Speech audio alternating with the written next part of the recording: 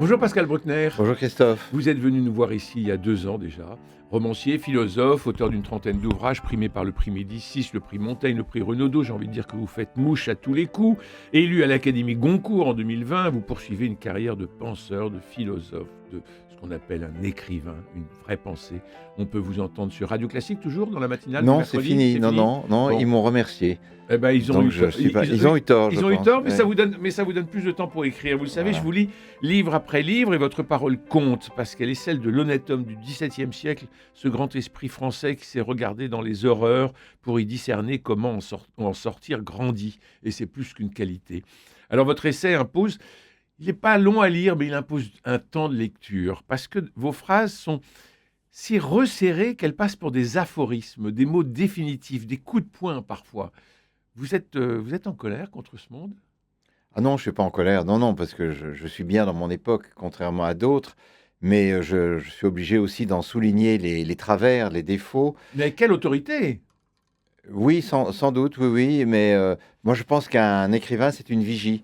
C'est-à-dire, c'est quelqu'un qui avertit des dangers et qui voit les menaces courir dans la vie quotidienne.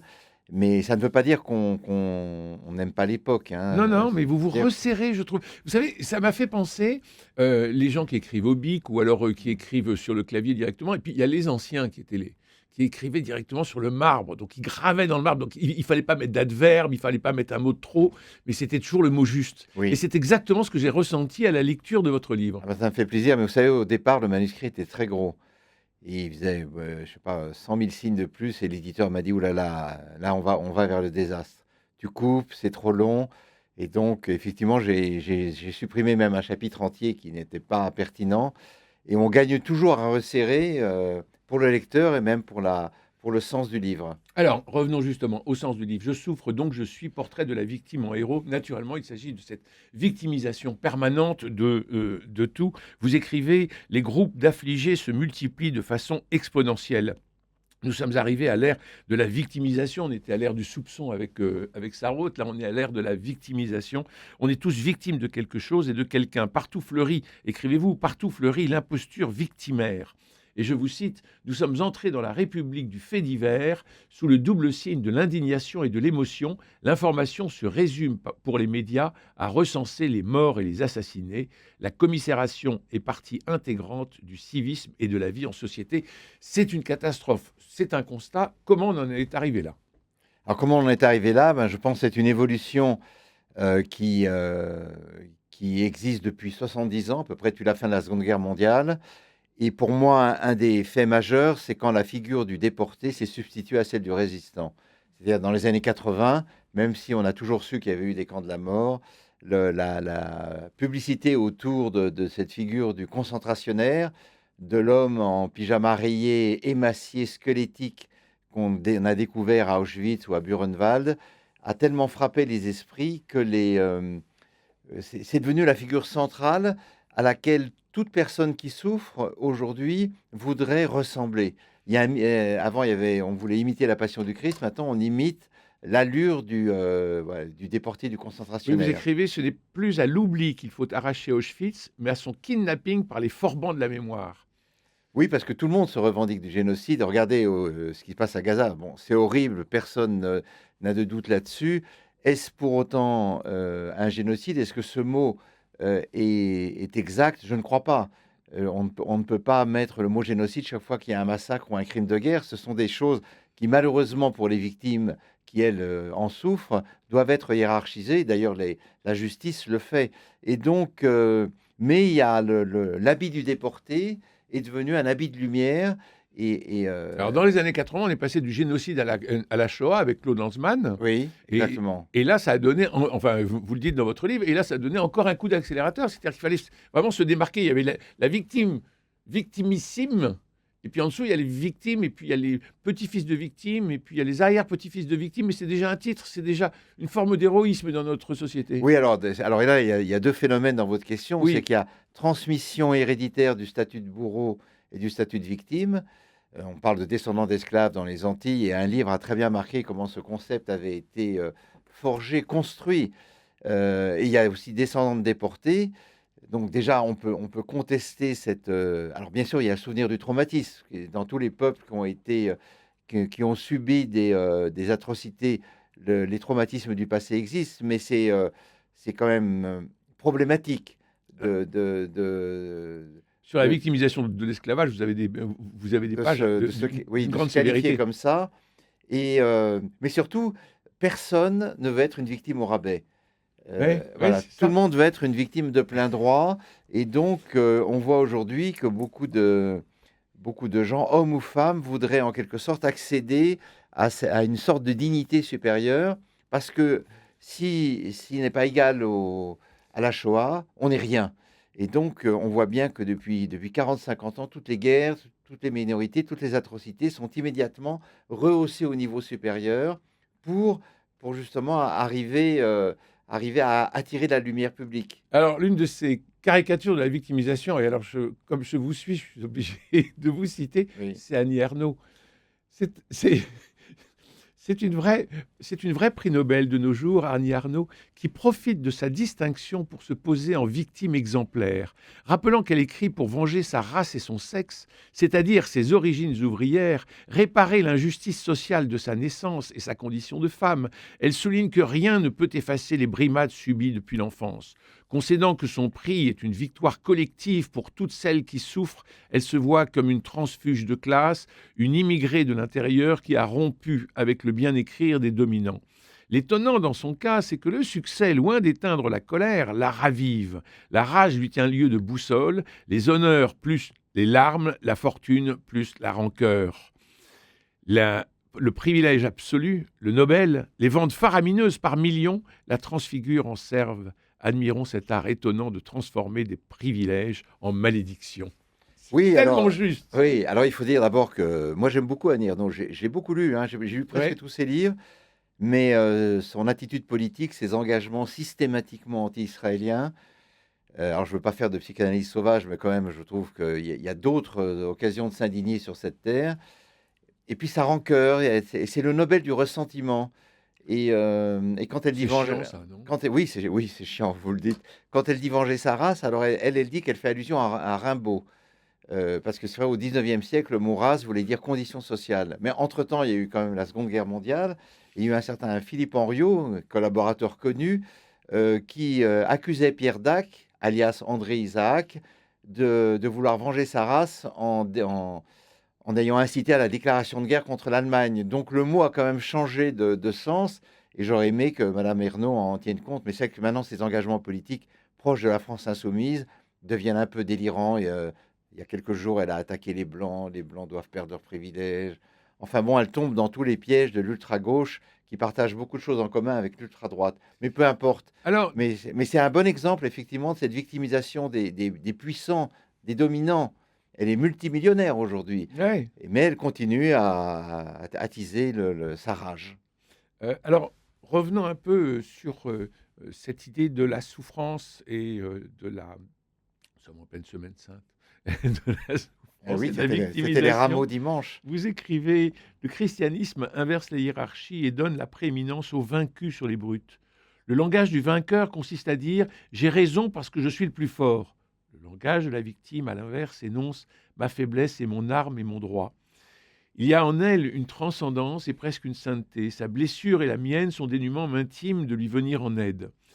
Et peut-être que partant de là, ça a dérapé à un moment donné pour donner le culte de la victime, justement. Voilà, donc le grand message de Jésus, c'est l'esclave crucifié qui se décrète le Fils de Dieu, ce qui avait horrifié les Romains, parce que pour eux, un Dieu ne pouvait être que majestueux, impérial, immense Dans la splendeur. dans la splendeur.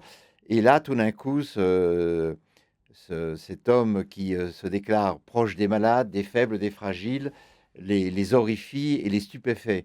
Mais là, donc c'est la révolution christique et c'est une révolution de civilisation à laquelle nous souscrivons tous aujourd'hui, que nous soyons croyants ou non. Mais sur le statut de la victime, c'est greffé la victimisation, qui est un mal qui a toujours été présent au cours de l'histoire, mais qui s'est accéléré au XXe siècle, d'abord peut-être sur le relatif affaiblissement de la foi dans nos pays occidentaux, et en France, qui était la fille aînée de l'Église, mais où l'assistance à la messe, les vocations tendent à diminuer, mais et la victimisation devient justement cette revendication par toutes les classes de la société, par toutes les personnalités, par toutes les minorités, mais aussi, et ça c'est plus intéressant, sur le plan mondial par les États, de ce statut de paria. Tout le monde veut être le damné de la terre d'un autre. Et donc, à partir de là, exercer un chantage, voire déclarer des guerres. C'est le cas de Poutine, qui prétend combattre le nazisme des Ukrainiens. Et même les djihadistes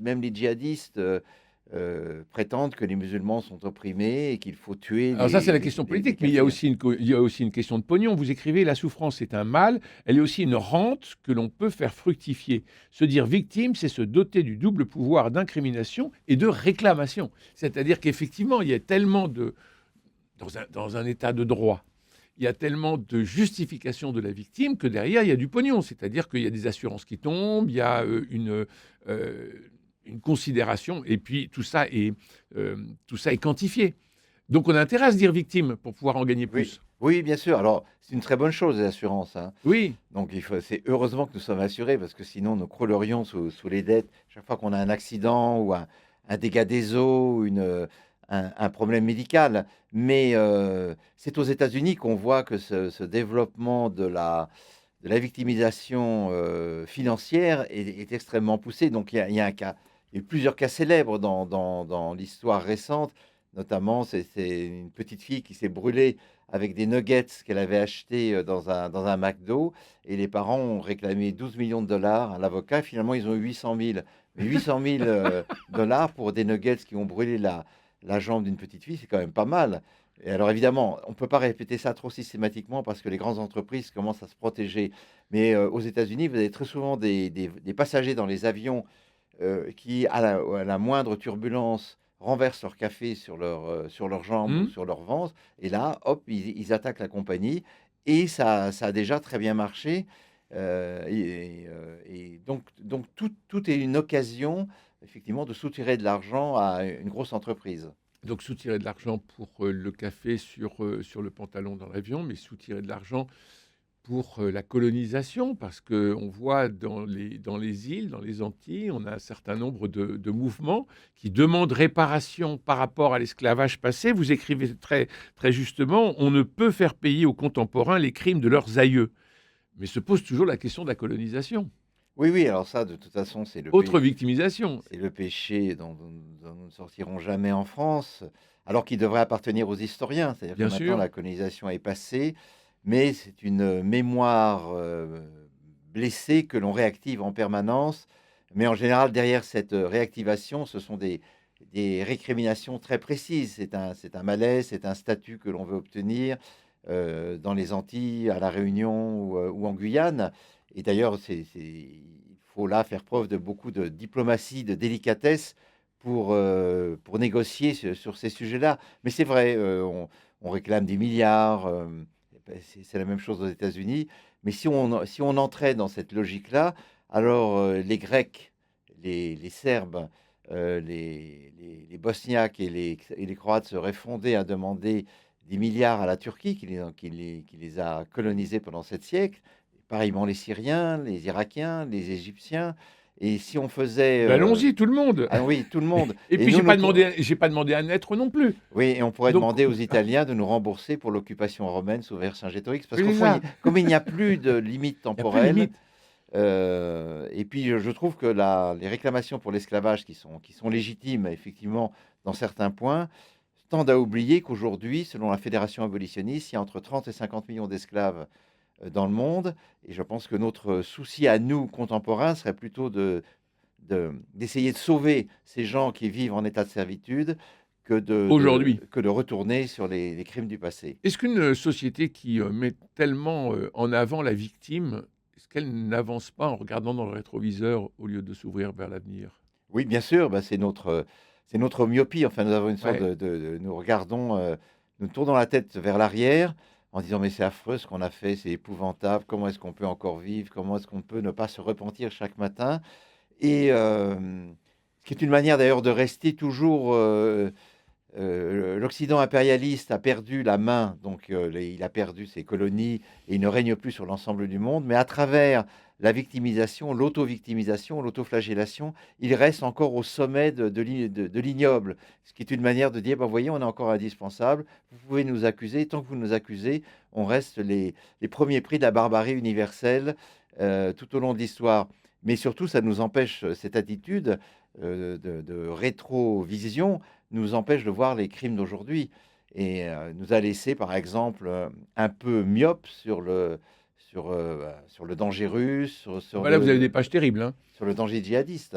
Et je tiens à dire d'ailleurs que Pascal Bruckner, votre essai « Je souffre, donc je suis, portrait de la victime en héros » chez Grasset, est extrêmement actuel parce que vous parlez même, vous parlez de la Russie et de l'Ukraine, mais on a l'impression que ça a été écrit hier. Enfin, Oui, oui, alors que j'ai arrêté de l'écrire en Bah, novembre. bah oui, le temps de la fabrication du livre. Oui, oui, oui, c'est quand même long Oui, de la oui. correction, Mais on a l'impression de lire le monde mais d'aujourd'hui. c'est parce qu'en fait les événements se déroulent selon une certaine logique et une fois qu'on a saisi cette logique-là, ben, tout ce qui se passe après ne fait que la confirmer. Mais le dossier russe et ukrainien, je le suis depuis 20 ans. Donc, Vous le connaissez très bien. Alors, on a parlé de la Shoah, on a parlé de la colonisation, on a parlé d'une certaine façon du social avec Annie Ernaux.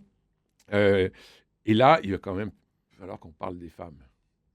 oui, Et nous avons la question de MeToo. La grande réussite de MeToo, écrivez-vous, est d'avoir réécrit la grammaire amoureuse sous l'angle du délit. Toutes les étapes de la séduction, du consentement à l'acte charnel, ont été reconsidérées non pas au nom de la jouissance, mais de l'éventuelle violation de l'intégrité des personnes. oui, c'est ce que Irène Théry a appelé la nouvelle civilité sexuelle. Oui, Alors, je trouve tout à fait positif pour ma part que l'on insiste sur le consentement, sur le respect, sur le refus absolu de l'inceste, du viol, de la pédophilie, mais toutes ces valeurs sont partagées, à mon avis, par 99,99% de la société et personne aujourd'hui ne revendique la primauté du viol ou de la pédophilie. Il y a eu, dans les années 70, à mon époque, effectivement des gens qui ont fait l'éloge de la sexualité enfantine, René Scherrer, Guy Hocquinghem et d'autres, mais aujourd'hui, tout cela est absolument interdit. Alors, il est vrai que pour le coup, MeToo penche un peu vers l'excès inverse, étant en quelque sorte à redéfinir l'amour comme une sorte de contrat entre personnes adultes et que l'on peut rompre à tout instant, une sorte de pax érotique. Or, on sait que dans la vie quotidienne, ça ne se passe pas toujours comme ça. On peut effectivement avoir des relations contractuelles comme sur le modèle des campus américains, vous savez, où il y a des applications sur certains campus, Yes to Sex, donc vous envoyez ça à une sorte de logiciel qui enregistre votre consentement, mais c'est un consentement renouvelable tous les jours, vous pouvez le lendemain dire non. Mais la vie amoureuse est quand même plus complexe, il y a des retards, il y a des attentes, il y a des malentendus, et ça je ne pense pas que l'on pourra les détruire complètement. Donc il y a une part qui échappe à la transparence. Or, MeToo manifeste à travers certaines de ces héroïnes, manifeste une volonté de clairvoyance absolue. Il faut que tout soit prévu d'avance. Et puis, parce qu'il y a un suspect principal qui est l'homme. oui, alors vous disiez déjà dans le Sacre des pantoufles Oui. que le sexe fort était maintenant le sexe suspect. Oui. Vous reprenez cette expression dans votre Et nouveau d'ailleurs, livre je le souffre, disais donc je suis. déjà avec Alain Finkielkraut dans Oui. Le Nouveau désordre amoureux que le pénis était entré dans l'ère du soupçon. Et Absolument. on ne savait pas qu'on était aussi clairvoyant à l'époque. Et donc, dans Je souffre, donc je suis, votre dernier opus, Pascal Bruckner, vous reprenez cette expression du sexe suspect et justement de cette nouvelle grammaire amoureuse qui fait qu'en effet, vous venez de dire le mot contrat. C'est-à-dire qu'on ne part plus dans une aventure à deux. Et vous dites à un moment donné que aimer, c'est pas fusionner, mais c'est se rapprocher le plus de l'autre. Et que finalement, la distance, ça s'appelle la civilisation, dites-vous à un moment donné. Oui, oui, oui. Bon, donc, ayant perdu la civilisation, on est dans un contrat social. Et effectivement, il y a de plus en plus de célibataires ou de gens qui vivent seuls, notamment dans les grandes villes, parce qu'elles considèrent, ces personnes, que rentrer en relation avec l'autre, c'est faire une sorte de contrat. Et il faut checker toutes les bonnes attitudes, au lieu de partir dans une aventure humaine, simplement du frottement de la peau. Oui, et une aventure qui ne donne aucune assurance sur son... Heureusement. Oui, heureusement, aucune assurance sur son dénouement heureux. C'est Alain Badiou, vous voyez, c'est rare que je le cite, qui avait dans un petit livre sur l'amour paru il y a 10 ou 15 ans, qui avait dit que l'amour, c'était une aventure sans sécurité. Il a parfaitement raison. À partir, si la sécurité est posée à Bah, l'avance, il n'y a pas de liberté. il n'y a pas de liberté. Et l'amour, c'est la possibilité de la souffrance, des deux côtés. J'ai vu, et pardonnez-moi, Oui, oui, allez-y. je pioche dans l'actualité, j'ai vu que l'ancienne compagne de François Ruffin, donc le député de la France Insoumise, avait écrit un livre où elle disait, elle se plaint de lui, elle dit qu'il n'a pas pris en compte sa souffrance, qu'elle a été marginalisée, qu'au fond, elle n'a pas été prise en considération. Je comprends parfaitement, mais on a envie de dire, et alors, qui ça intéresse, à part eux, bien sûr, mais c'est qu'aujourd'hui, on propose, on demande, on invite chacun, et surtout chacune, à insister sur ses plaies, à les étaler en public et à dire, regardez, comme ma vie avec cet homme a été un enfer. Vous imaginez le procès de Juliette Drouet à Victor Hugo Ah bah oui, et de nos mères à leurs maris. et de nos mères à leur mari. Alors, bon, on a parlé de cette victimisation excessive. On a parlé depuis l'histoire, dans les différentes situations politiques, géopolitiques, et vous en parlez très bien dans votre livre, Pascal Bruckner. Maintenant, il faut en sortir. Et pour en sortir, alors, vous avez deux voies, mais absolument formidables. La bonté et l'héroïsme. La bonté d'abord. Alors la bonté, alors c'est une vertu chrétienne depuis toujours, qui a été, tous les saints ont mis en avant la bonté sans l'étalage de la vertu, hein. C'est justement ça la grande difficulté. Étaler sa vertu, c'est déjà un Les saints et péché. souvent nos mères. Ils sont en Homère, oui. Et effectivement, cette petite bonté qui ne se monnaie pas, cette petite bonté qui se prodigue sans frontières, cette petite bonté qui est d'ailleurs mise en avant par un grand écrivain russe, Vassili Grossman, qui était juif par sa famille, mais qui dit qu'au fond, à Auschwitz, comme à Stalingrad, comme ailleurs, ce qui a sauvé un certain nombre d'hommes, c'est cette espèce de bonté gratuite que les femmes, en général les femmes ou les hommes, avaient même envers les prisonniers ennemis, même envers ceux qui leur avaient fait du mal. Donc effectivement, la bonté, c'est ce geste irréfléchi que l'on peut manifester envers quelqu'un que l'on déteste, mais que l'on voit dans la détresse, dans la misère, dans la maladie, et qu'on a envie d'aider envers et contre tout. Ce n'est pas de la condition de victime qu'il faut sortir, mais de la victimisation comme mentalité. On en vient de parler de la bonté, et puis il y a l'héroïsme. Et alors là, vous prenez des exemples de héros incroyables, comme ce militaire qui prend la place Oui, d'otage. oui. Bon. Mais il y a d'autres exemples que vous nous donnez qui sont tout à fait sidérants, et ces petits héroïsmes, ou ces grands héroïsmes, mais que l'on ne voit pas, finalement, c'est ça qui nous fait sortir de la condition de victime. Oui, c'est ça. Je pense qu'on a un point de bascule, hein, Ouais. vraiment, depuis 2015, 2013, 2015, on a un point de bascule. Le monde redevient dangereux.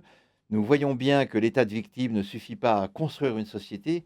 Si la France est peuplée de 68 millions de victimes, plus personne ne pourra s'entendre, se parler, et toutes les victimes s'entretueront les unes les autres. Par conséquent, il faut trouver autre chose.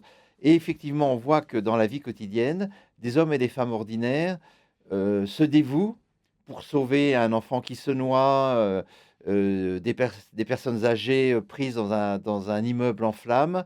Et ces petits gestes sont effectivement ce qui permet de renouer le lien social et au fond de nous hausser au-dessus de nous-mêmes. Parce que la victime a comme principal défaut, selon moi, de nous recroqueviller sur nos petits malheurs. Et de nous attirer vers le bas, Voilà, comme les grands dépressifs. voilà, voilà. Donc chacun chouine dans son coin Ouais. et essaye d'avoir, si possible, un haut-parleur pour en faire profiter les autres. L'héroïsme, au contraire, eh bien, on est prêt à sacrifier sa vie et à dire ma vie ne vaut rien face à la mort possible de cette personne que je ne connais pas.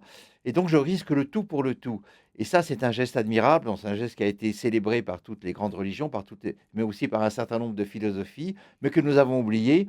Et il faut rappeler quand même cette plaque hallucinante que la mairie de Paris a fait poser sur les murs pour Arnaud Beltrame, vous en Ouais. parliez à l'instant. Arnaud Beltrame, victime de son héroïsme.